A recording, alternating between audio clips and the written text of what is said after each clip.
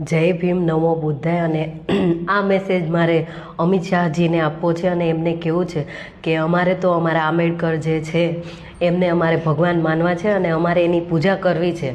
એટલા માટે કે આંબેડકરે જે અમને આપ્યું છે અને અત્યારે અમને તમારી સાથે ઊભા રહેવાનો, કામ કરવાનો જે હક અપાવ્યો છે એ આંબેડકરના થકી જ છે.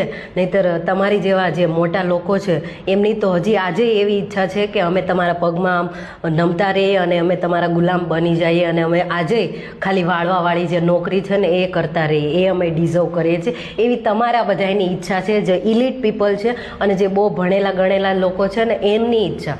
પણ અમારા આંબેડકર છે એમણે આ બધું વિચાર્યું કે જે લોકો મારા સમાજના લોકો સાથે આવું ખરાબ વર્તન કરે છે, જે માણસ છે એને માણસે નથી સમજતા અને એની સાથે એટલું ખરાબ વર્તન કરે છે કે જે કોઈ વ્યક્તિ આમ વિચારીને જ આપણને એવું થાય કે આવું કેવી રીતે.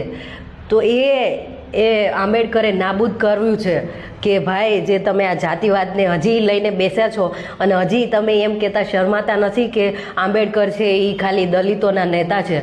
તો જે અકલના કોથમીર છે એ બધાને સમજવાની વાત જરૂરી છે કે આંબેડકર છે એમણે ભારતનું સંવિધાન લખ્યું છે, કોન્સ્ટિટ્યુશન ઓફ ઇન્ડિયા એમણે લખ્યું છે.